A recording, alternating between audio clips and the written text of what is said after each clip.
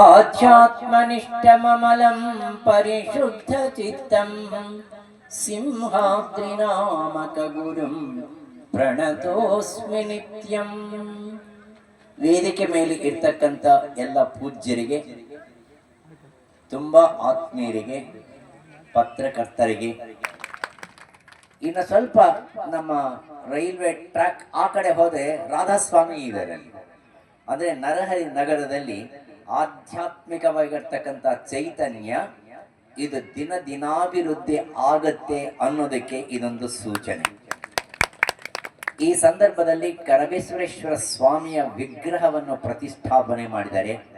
ಒಂದು ಗುರು ಸ್ವರೂಪವನ್ನು ನೋಡಬೇಕು. ಈ ಸಂದರ್ಭದಲ್ಲಿ ಗುರುಗೀತೆಯಲ್ಲಿ ಒಂದು ವಾಕ್ಯ ಇದೆ, ಆ ವಾಕ್ಯ ಹೇಳಿಬಿಟ್ಟು ಮುಗಿಸ್ತೇನೆ. ಕಾರಣ ನಾನು ದೊಡ್ಡ ಸಿದ್ದವನಹಳ್ಳಿಯಲ್ಲಿ 4 ಗಂಟೆಗೆ ಗುರುಮಾಲ ಮಂತ್ರ ಯಜ್ಞ ಇದೆ, ಅಲ್ಲಿಗೆ ಹೋಗಬೇಕಾಗಿದೆ. ಆದ ಕಾರಣ ಈ ಶ್ಲೋಕ ಮಾತ್ರ ಹೇಳಿಬಿಟ್ಟು ಮುಗಿಸ್ತೇನೆ. ಗುರೌ ಮನುಷ್ಯ ಬುದ್ಧಿಂಜ ಮಂತ್ರೇಶು ಅಕ್ಷರ ಬುದ್ಧಿತಾಂ. ಮಹಾತ್ಮರನ್ನು ಕೇವಲ ಮಾನವ ಮಾತ್ರರಾಗಿ ನೋಡಬೇಡಿ.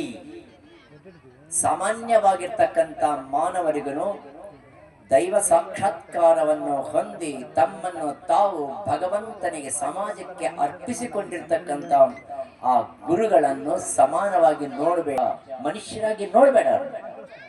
ಎರಡನೇದು ಮಂತ್ರೇಶು ಅಕ್ಷರ ಬುದ್ಧಿತಾಂ.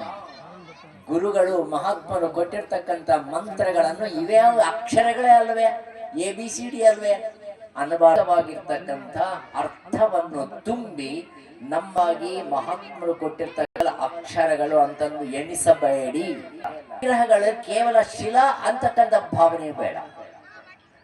ಅಲ್ಲಿರವಾಗಿದೆ.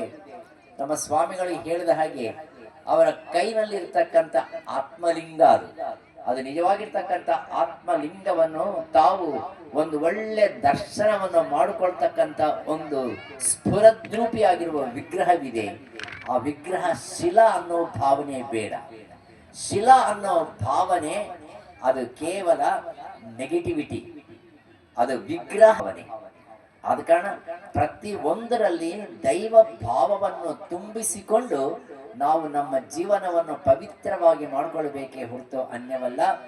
ಆದ ಕಾರಣ ಅಂತ ಕರಬಸವೇಶ್ವರ ಸ್ವಾಮಿ ನರಹರಿ ನಗರಕ್ಕೆ ಬಂದು ಕೂತಿದ್ದಾನೆ. ಅದ್ಭುತವಾಗಿರ್ತಕ್ಕಂಥ ಕೆಲಸಗಳು ಮಾಡಿಸ್ತಾನೆ.